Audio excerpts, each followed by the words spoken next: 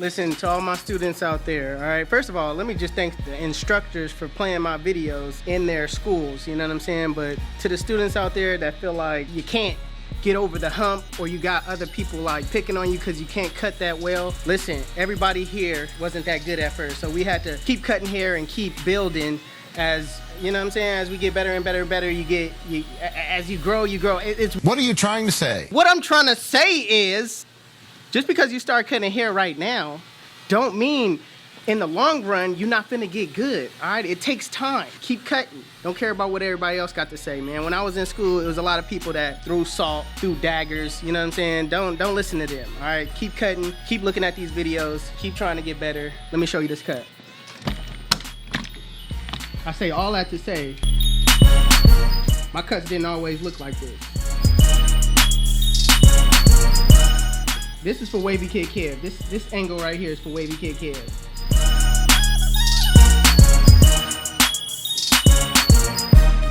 Alright, in this video, I did a crispy line. I'm not gonna lie, the line was pretty crispy. I did a high taper. This kid came in with he had a lot of hair on his head, alright? I changed his life for his first day of school. Stay tuned.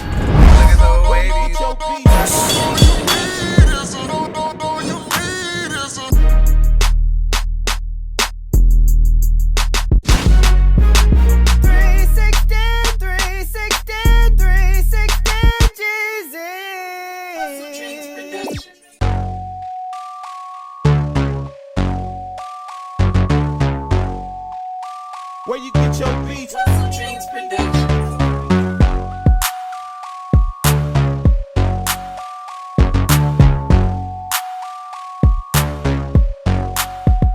You want to make sure you pick out the hair first or lay the hair down. That way, you start off neat. All right, it's most important to start off neat because how you start is how you finish. You don't want to start cutting on a sloppy canvas.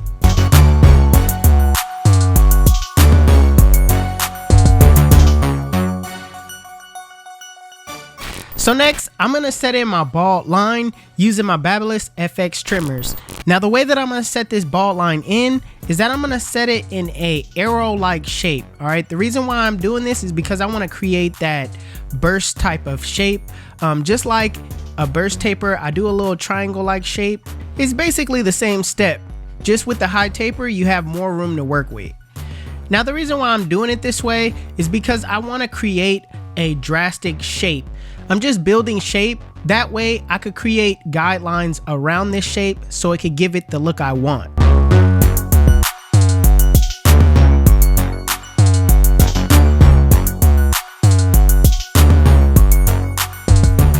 Next, using my cordless fast feeds with the one guard open, I'm basically debulking in that same shape that I set in with the bald line. Now as I'm debulking, notice how I'm scooping in and scooping out. When it comes to that afro at the top, you don't want to dig in or leave a harsh guideline. What I'm basically trying to do is flow into the afro.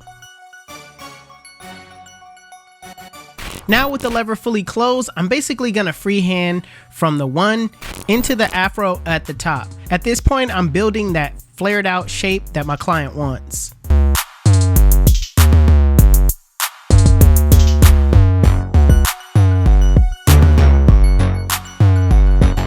So here's a little tip on how to get rid of that part that kind of happens when you're doing afros.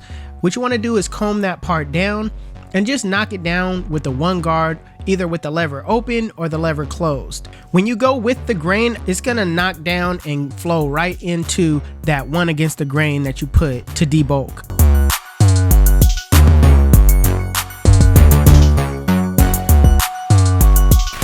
Now you can really go in and set your guidelines.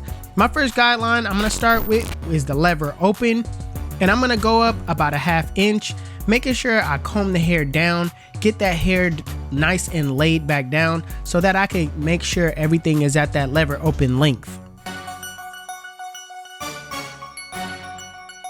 Next, it's time to take out that middle line. Using my zero guard with the lever fully closed, in a flick out motion, I'm flicking out that middle line. I'm gonna start below the line, flick to the line, and I'm gonna use my corners the entire time.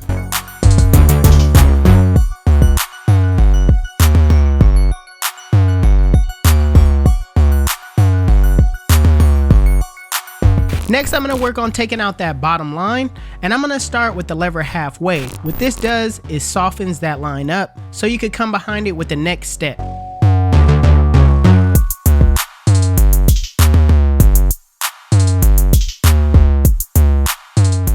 Next, with the lever fully closed in a flick out motion, flicking below the line, flick to the line. I'm using my corners the entire time. Even though it may appear that I'm using the full blade, I am only using the tip of that corner. So make sure you use the tip of the corner when it comes to these small areas.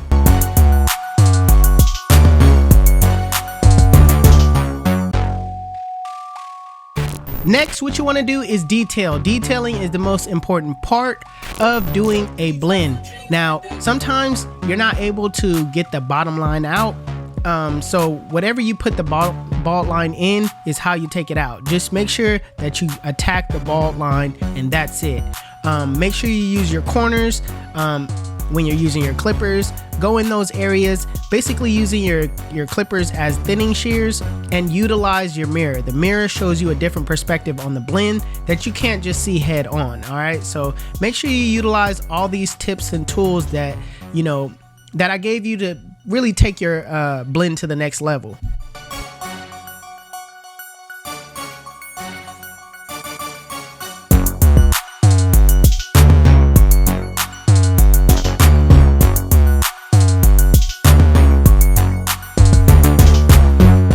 Now when it comes to the back, I basically use the same exact step. The only difference is I'm not creating that bald line to build shape. I'm setting everything in straight.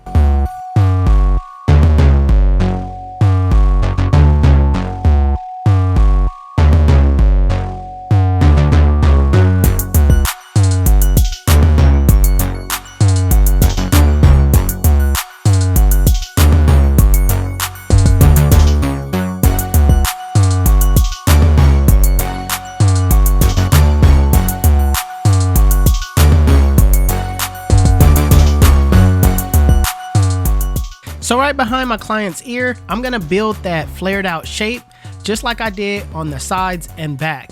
Now also, I'm gonna comb the hair down after I finish shaping it and put on my one guard with the lever closed and go with the grain just to knock off, some of that hair. That way I could get in a crispier line.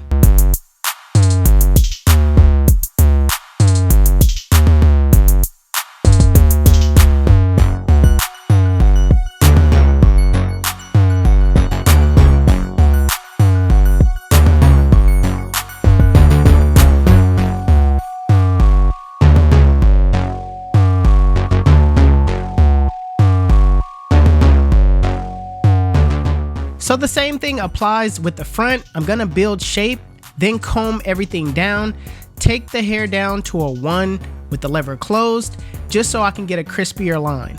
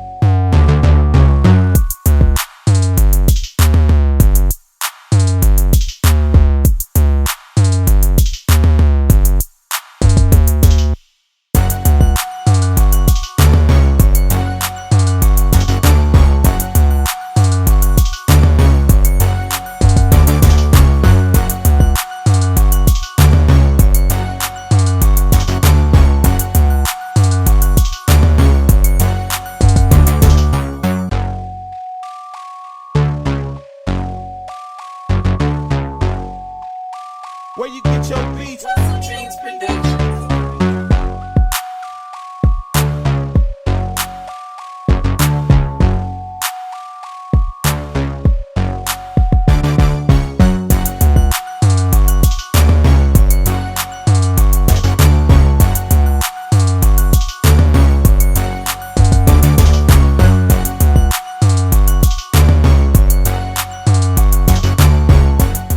Alright, so my client didn't want anything off the top. He just wanted a curl sponge, so I'm grabbing my curl sponge and going in small circular motions all around his head. This isn't a quick process. It takes about 5 minutes.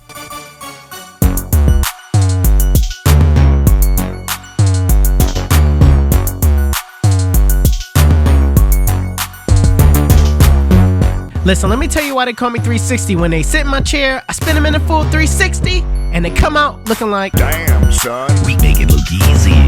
YouTube, this is the cut. And if you like it, make sure you give it a thumbs up.